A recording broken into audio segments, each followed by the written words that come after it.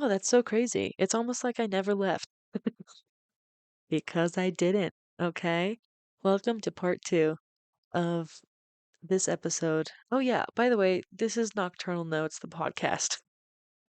It's so late, so I'm starting to lose it, but I'm not. I'm here, okay? We're not going to give up, okay? If there's one thing that I do, it's not give up. And you're going to learn this about me if you haven't already. This is part two of my last episode. If you missed the episode before this, what are you doing? Nothing's going to make sense. So go back and watch that first. However, if you have watched that episode, then welcome back to part two. Again, we are talking about songs that were written about Taylor Swift, okay? Because there's a lot of songs that Taylor Swift has written about a lot of other people. I kind of want to do the opposite. I kind of want to look at what people have said about Taylor, okay? Or the songs that people have written about Taylor.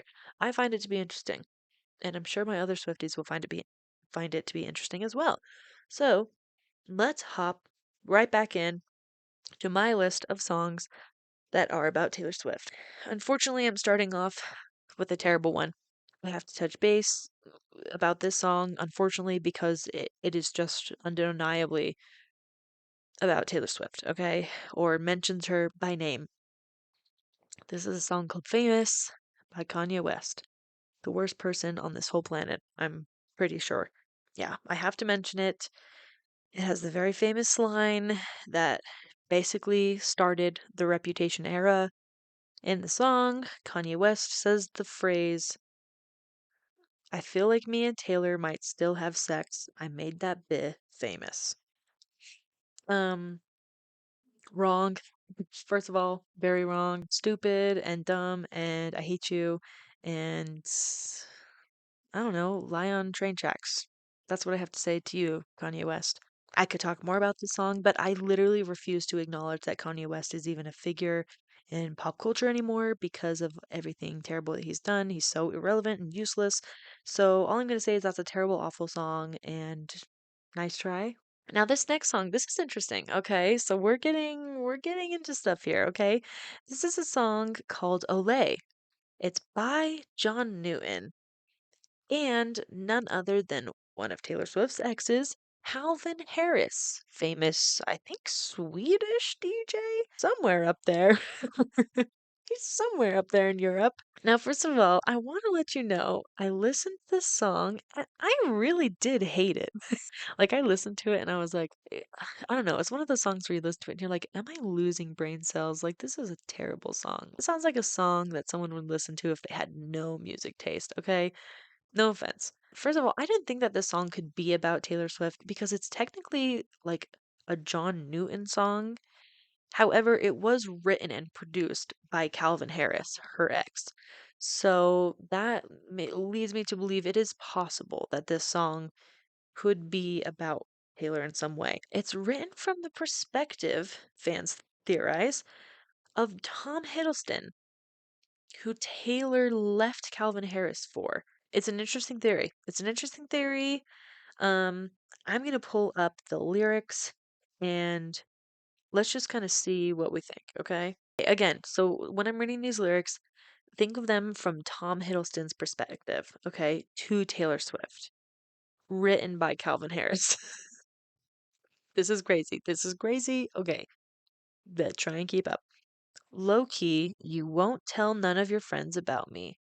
You won't tell them I occupy your dreams and your thoughts. Look what we have started. I feel so good when I leave your apartment. So basically, framing it as to Taylor is not telling any of her friends that she's hooking up with Tom Hiddleston on the DL while she's with Calvin Harris, okay? Sneaking in and out of her apartment. I don't know how that'd be possible, seeing as she has paparazzi and fans always at her apartment, but I digress. Now, the pre chorus, and the chorus is just talking about how much he loves her. You bring so much sunlight to my day, la da da. Nothing really of interest until we get to verse 2, okay? Verse 2 says, my heart speaks, I ain't seen you or been with you for weeks. But I see online that you've begun to be a good girl and take trips with your boyfriend, being attentive. Continue to pretend. Now, this is interesting. So, this is basically saying Tom Hiddleston hasn't seen her in weeks, but he sees that she's online, that she's posting being a good girlfriend, going on a trip with her boyfriend, Taylor and Calvin going on a trip, being attentive and continuing to pretend that their relationship is fine. Which could be possible. I mean, Taylor was definitely posting pictures with Calvin Harris. I know they had a very famous anniversary vacation to some tropical place that she could be referencing. Um, Very interesting. Now, in the pre chorus, this is again, we're cooking, okay? So let's continue to cook. The pre chorus says, but no, there's no telling how far you can go. You've hidden my name on your phone, so you can call me and tell me you've been going through hell. Left him alone and booked you in a hotel. Okay, so it's basically saying there's no telling how far you go. You're a cheater, and you've hidden my name on your phone. So like maybe maybe maybe he's saying like Taylor's contact name for Tom Hiddleston was like Loki or like like a different name, like under a different name so that she could call Tom up and be like, I hate Calvin Harris. I want to break up with him so bad. Please, please pull up in the getaway car. Please get me out of here. And I also think the last line is interesting. Left him alone and you booked in a hotel.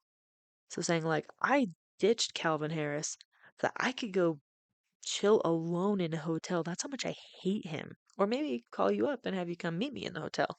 And that's really it. You know, I don't really think there's enough evidence for me to say absolutely this song is about Taylor, but that's a very interesting theory.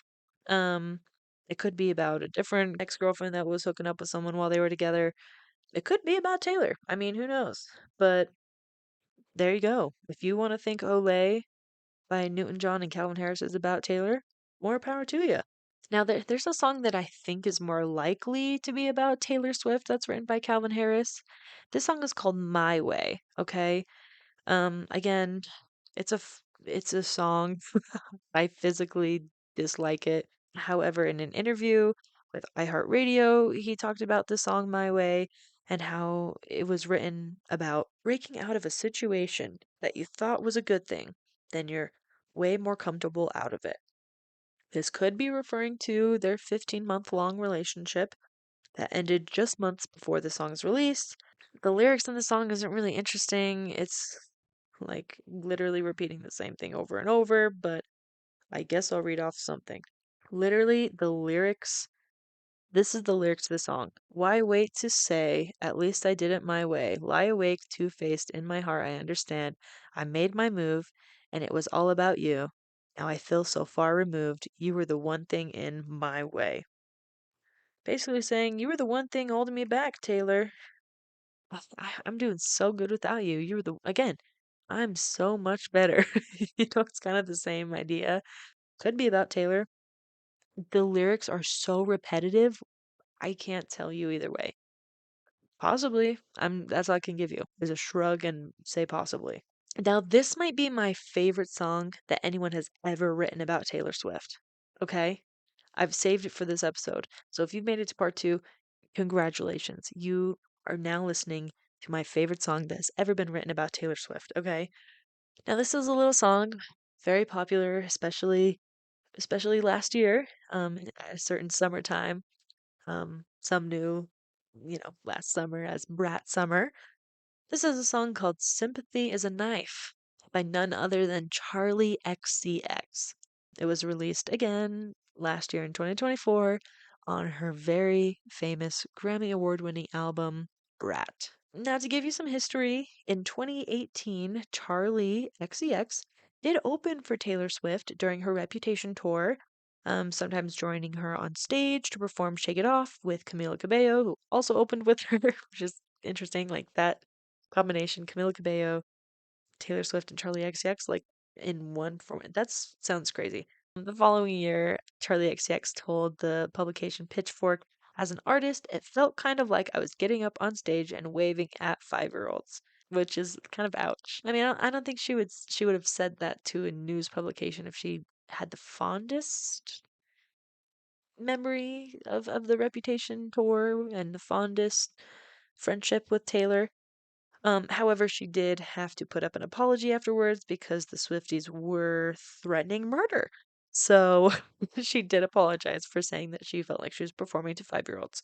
Now, also another thing we need to remember what happened in the year 2023. Well, yes, Taylor dated none other than the frontman of the band 1975, Matthew Healy or Matty Healy, who happens to be in the same band as Charli XCX's now fiance. Um, the drummer of the band, his name is George. Again, in the same band as Maddie.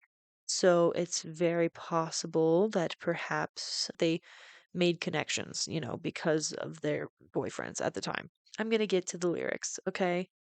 Now, this is a song, again, I love this song.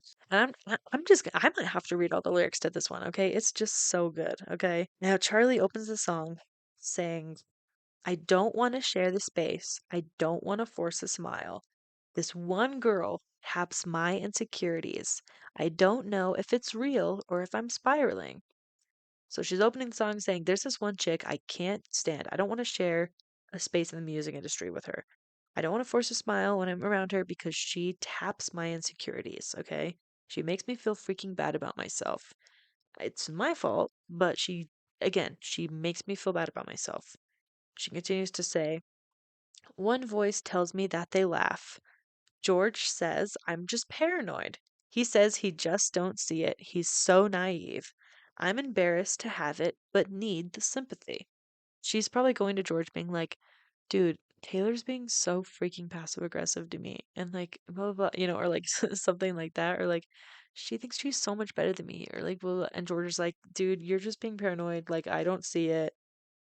And Charlie's like, he's just so naive. Like, he doesn't understand how girls are. She says she's embarrassed, but she really needs the sympathy from him. In the chorus, here we go. In the chorus, she says, because I couldn't even be her if I tried.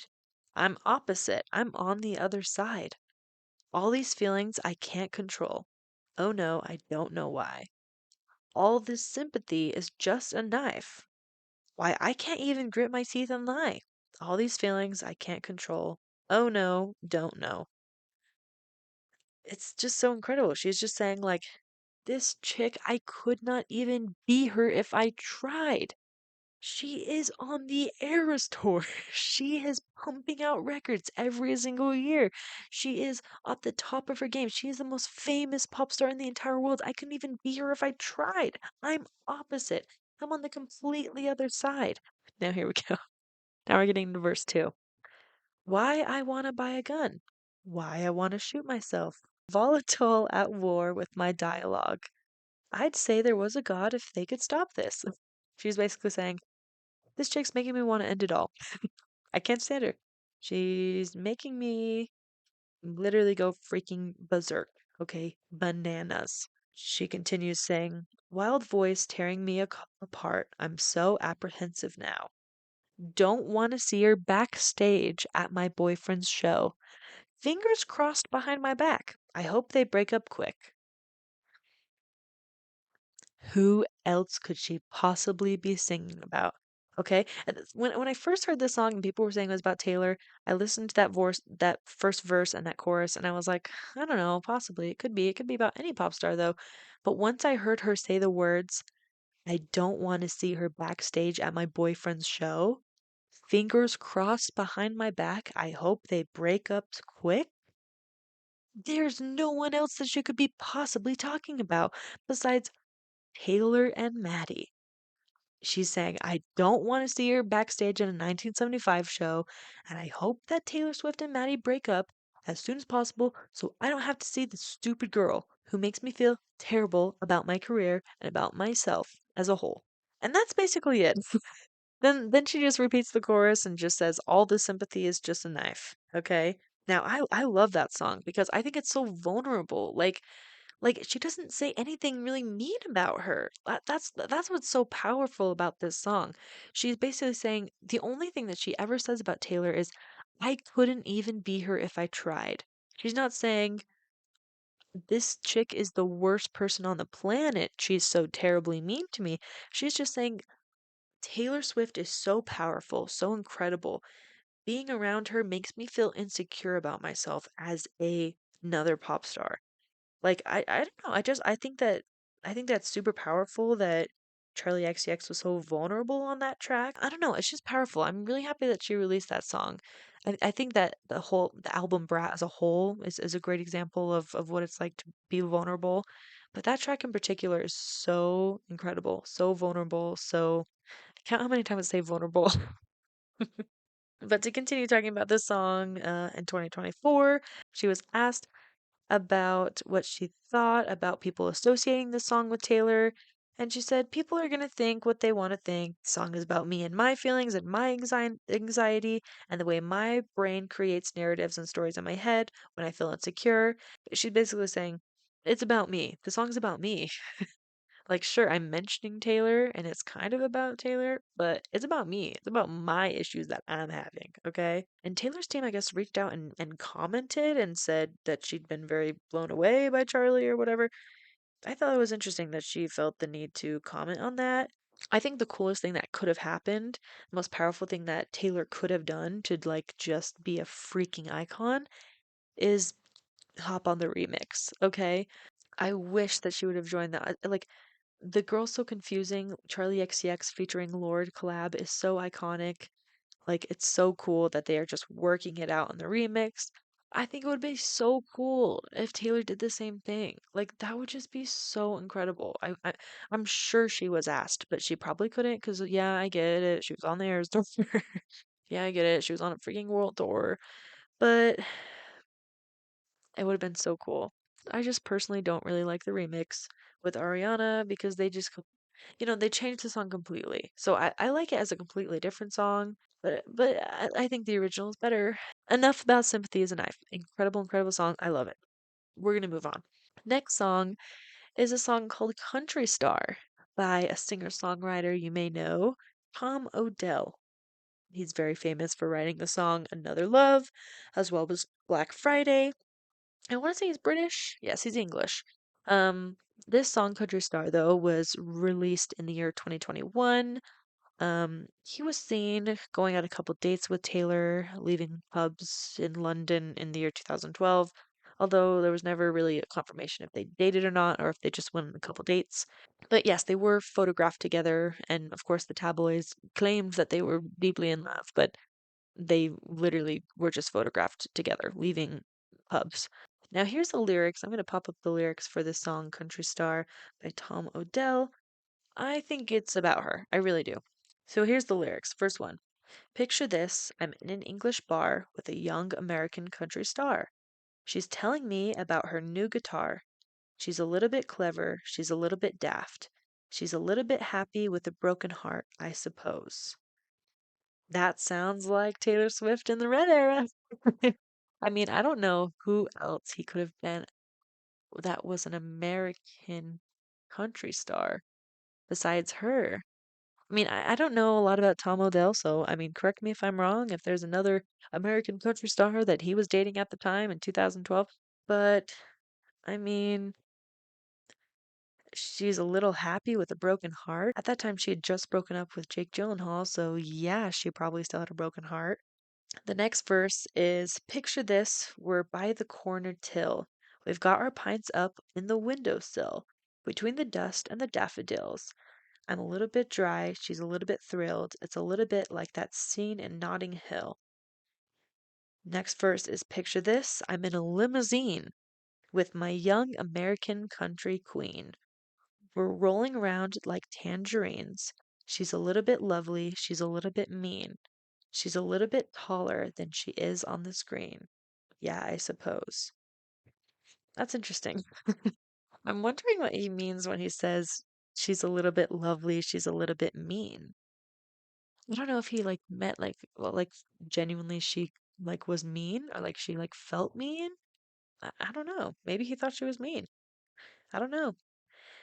The last verse says, "Well, picture this, and boy, we're driving fast. The paparazzis are flying past.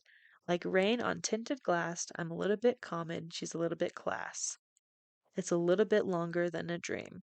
Paparazzi driving fast. I'm sure the paparazzis were chasing you. I mean, we have pictures of from the paparazzi of you guys together. But yeah, if you're dating Taylor Swift, of course there's going to be paparazzis. Um, I mean, it really doesn't give us like any information about her besides like he possibly thinks she was mean a little bit, and that she had a broken heart. But yeah, I mean, that seems like it's about her. I don't know who else Tom Odell dated that was a country star, so I'm going to say it's about her. Sure, why not? We're going to get into a territory where I don't think these songs are about Taylor Swift at all, okay? But some of you chronically online people are convinced. And you know what? I'm going to let you rock. I'm going to let you rock. If you want these songs to be about Taylor, fantastic. You're allowed to think that. However, I need to be convinced, okay? I'm talking about none other than Olivia Rodrigo. Famously has some beef with Taylor Swift, a very mysterious beef. We don't know what happened with them. Well, that's not true. We kind of know what happened with them, okay? Olivia Rodrigo used to be super open about the fact that she loved Taylor Swift. She was so inspired by Taylor Swift. She used to just like go on in every interview when Sour came out about how much she loved Taylor Swift. um, Taylor and her had some interactions, posted about each other on Instagram. I know Taylor sent her the Red Ring when Red was re-recorded into Taylor's version. But ever since Taylor got songwriting credits for the song One Step Forward, Three Steps Back, as well as the song Deja Vu, they have never spoken about each other since. Olivia never attended the Eras tour. Taylor never attended any of her tours. Well, which that's not as surprising, but they've not spoken about each other since. In fact, I dare to say they avoid speaking about each other. Okay. So I think that there's some sort of beef. I'm sure it has to do with this songwriting situation. Maybe that left a sour taste in Olivia's mouth. I'm not sure exactly the details of that. If you want to look more about the beef between Olivia and Taylor, be my guest. We don't really have any information about it. I hope one day we do. I hope one day we figure it out. But as of right now, we just know something happened and they're not close anymore. Because of this, some people think that a little song on Olivia Rodrigo's most recent album, Guts, a song called The Grudge, people think is about Taylor. Um, Now, the only thing that I can really point to that I think could possibly point to Taylor Swift is the lyrics in the bridge. Let me read them for you. The lyrics are, "Did you think I deserved it all? Your flowers filled with vitriol. You built me up to watch me fall. You have everything, and you still want more." This could be referring to, do you really think that I deserve to give you songwriting credits on a song that I wrote just because it kind of sounds like your bridge to your song on Deja Vu? Like, do you really think I deserve that? Um, you build me up to watch me fall. That could be giving Taylor as well, just because they were so close and they were singing each other's praises, and you have everything but you still want more. I mean, that gives Taylor. I mean, Taylor, she really does have everything and she still wants more. um However, the rest of the song doesn't really make sense. The rest of the song is definitely giving a relationship, like a romantic relationship that you're struggling to move on from. So I mean, I don't know, maybe the song is about multiple people. Maybe the bridge is about Taylor, and the verse in the chorus is about a relationship. I don't know. I don't think it's enough evidence to think that this song is really about Taylor, so I'm gonna say no. But I'll let you rock. If you want to say the song's about Taylor, sure, whatever. One song that is definitely not about Taylor is Vampire by Olivia Rodrigo, okay? Now, you people who say this are just absolutely bonkers, okay? There is no way. Like you might be able to convince me that The Grudge is about Taylor. Like if you sit down and you like pull out the textbooks I could believe you. Vampire, you cannot convince me. Okay, you really think the lyrics, you said it was true love, but wouldn't that be hard? You can't love anyone because that would mean you had a heart? You really think that those lyrics are about Taylor Swift? You're crazy. That is definitely about a love situation. That is about a romantic situation. So if you think that song's about her, I'm gonna need you to go ahead and touch some grass, okay? Peace and love. Now we're gonna move on. Okay, so this is actually, whoa, whoa. Okay, so this is actually the last artist that we're gonna be talking about. At least I think so. Don't quote me on that. We're gonna be looking into some songs by none other than the 1975 and or the frontman of 1975, Matty Healy. The first song that we're going to be looking at that could possibly be about Taylor Swift is a song from the album I Love It When You Sleep, For You Are So Beautiful, blah, blah, blah, blah, blah. Very long album title. It's a song called She's American. It's about an American girl pointing out his British attributes. And Taylor is, in fact, American. But that's kind of all I got. I mean, there's no really evidence in that song that points to Taylor. There's nothing that screams Taylor Swift in the lyrics to that song, like things that she would say, things she would do. Nothing about red lips, nothing about blue eyes. And the rumor has always been that that song is about Halsey. I can't really give you evidence either way as to why that song is about her or not either. But I know that that was the rumor, or at least that was the speculation, since Maddie did have a relationship with Halsey. And when Maddie was asked about this song, he said She's American is about more about being British than it is about girls being American. And I can see that, okay? Um, I love that song, She's American, by the way. One of my favorite 1975 songs. So, if liking the song She's American, thinking that it's about Taylor Swift, if that's going to make you like the song, I say do it because I love that song. Now, the next song that I want to look at is a song called Roadkill by the 1975. Okay, now this song definitely isn't really about anybody. It's very obvious that it's about being on tour and being a musician. However, there's a few lines on here that could point to Taylor. Let me pull it up. Okay, so it's in the chorus of the song, okay? The chorus says, "And they're playing your song on the radio station, mugging me off all across the nation. If you don't eat, then you'll never grow. I should have learned that quite a while ago." In case you don't know what mugging off is, because you're an American like me, um, mugging off or being mugged off basically is just like being like disrespected or being like made to look foolish, like making me look like a fool all across the nation, okay? So playing your songs on the radio station, that does point to, okay, this has got to be about some sort of artist that he dated. Although he has dated quite a few artists in his time, it could be Taylor songs that they're playing on the radio station, mugging him off and making him a fool all across the nation. And the lyrics, "If you don't eat, then you'll never grow," I should have learned that quite a while ago, is a reference to their very famous song Robbers, where he says that basically the same thing. The only other thing that I really want to point out in this song, Roadkill, is the bridge when he says, or I guess the is the last chorus into the bridge. He says, "I didn't feel all right until you spoke to me. I've been waiting for you. My whole life waiting for you. I've been waiting for you." So that's interesting. I don't know who he's talking about when he's saying it didn't feel right until this person spoke to him and all his life he's been waiting for her. If I was him, I'd be waiting my whole life to get with Taylor Swift too. Now, this is a song that I really think could be about Taylor, okay? I really think it could.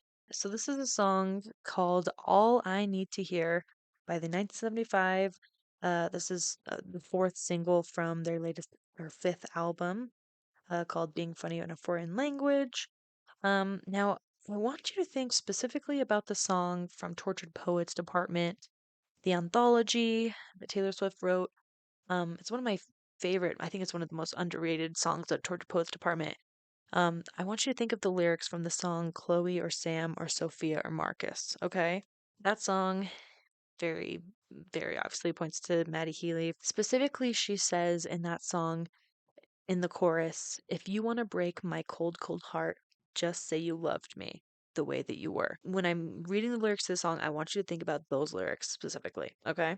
So here's the lyrics to All That I Need to Hear by the 975. I get out my records when you go away. When people are talking, I miss what they say. 'Cause it all means nothing, my dear, if I can't be holding you near. So tell me you love me, 'cause that's all that I need to hear. Verse 2. Sit in my kitchen with nothing to eat, with so many friends I don't want to meet. 'Cause I don't need music in my ears, I don't need the crowds and the cheers. Just tell me you love me, that's all that I need to hear. Now we're at the bridge. I've been told so many times before, but hearing it from you means so much more, so much more. Verse 3. Reply to my message, pick up my calls. You see, I wrote you a letter. It was no use at all. Oh, I don't care if you're insincere. Just tell me what I want to hear. You know where to find me, place where I lived all these years. Oh, tell me you love me. That's all that I need to hear. Okay, so let's go back. Basically, during this whole song, he's just saying, tell me that you love me. That's all that I need to hear, okay? And I think it's a very interesting parallel to that song when she says, if you want to break my cold, cold heart, just say you love me. He's saying, all that I need to hear is you saying that you love me. And she's kind of saying the same thing, but kind of opposite. She's saying, if you want to just destroy me, then tell me that. That's all I don't need to hear. Other lyrics that are crazy to me is when he says, "You see, I wrote you a letter. It was no use at all." That is a direct correlation to me to a song on Tortured Poets Department, specifically the song Fresh Out the Slammer, when she says, like I said in my letters, now that I know better, I will never lose my baby again. I just think it's interesting that she says letters because I think that's very specific. I think that like why would you write letters? This is 2025. So I think that's interesting that she said in real letters. And the last thing that kind of pointed to Taylor Swift, or I guess parallels to what Taylor has written about Maddie, is when he says, just tell me what I want to hear. You know the place to find me, the place where I've been all these years. Like he's just been waiting, like he's just been sitting there, like you know exactly where to find me. I'm just gonna be here. I think that kind of relates to the lyrics of Peter, specifically in the bridge where she says, I won't confess that I waited, but I let the lamp burn. As the men masqueraded, I'd hope you returned. With your feet on the ground, tell me all that you learned. 'Cause love's never lost when perspective is earned. You know, like I really hoped you were gonna come back and just show up exactly where I am. I think there's a few other lyrics in the Tortured Poets Department where she talks about, just waiting for this person to come back. So I think that's interesting. Okay, folks, you've done it. You've reached the last song that I have on my list that could have possibly been written about Taylor Swift. And it's maybe, besides Sympathy, is my favorite. This is a song called About You by the 975. Now, you might be asking, why is this song about her? And and all that I have to say is, well, he said it was about her. He literally looked into a camera in the year 2023 during a concert in May while this song was playing, while he was singing the song About You, looked into a camera and said, "This is about you. You know who you are. I love you," while performing that song. Then a few days later, Taylor Swift mouthed the exact same words during a song in folklore called Cardigan,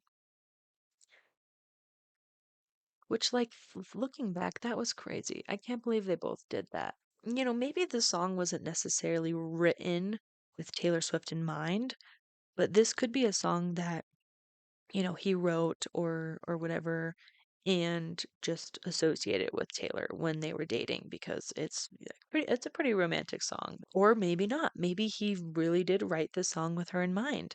I'm not sure if it is still about her or again, if I don't know if he really did write the song with her in mind. It's very possible. But we at least know for a time in 2023 he was telling people that this song was about her. He wanted his people at his concerts to know this song was about Taylor Swift. I had a list of reject songs. There's a song by this stupid artist. I'm so sorry. Maybe I shouldn't say stupid. There's this song by this wannabe country star. His name is Tyler Dean, and he wrote a song called Taylor Swift, okay?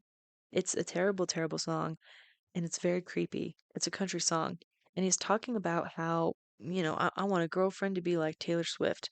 And I hate it. It sounds like a song that people who stalk Taylor Swift would love, and I genuinely think he just wrote this song because he was like, "Oh, people love Taylor Swift. I'm going to write a song. I'm going to do exactly what she did with Tim McGraw and write a song titled Taylor Swift so that people listen to it." And it didn't work because it's not a good song and it was a creepy song. So, nice try, Tyler Dean. Also, randomly on my list, there's a song by Pentatonics that's called Rose Gold, okay? It's not necessarily about Taylor Swift. This is definitely a track that's more inspired by Taylor Swift. Scott from Pentatonics, I guess, tweeted once in freaking 2015 that that song was written with Taylor Swift in mind. So, if you're a Pentatonics person, go ahead and listen to that. I don't know. Okay, well, wow, you've done it. We did it, Joe. Those are all of the songs that I think were written about Taylor Swift. And you want to know the crazy thing? I probably missed some. Probably missed some. I'm sure that there's some that are out there that you people think are about her or are definitely about her, and I missed it. And that's the fun part about this channel is I have a comment section. Go ahead and write in the comments if you think I missed any tracks that could be or are about Taylor. I'm happy to hear it. But yeah, I hope you enjoyed this episode.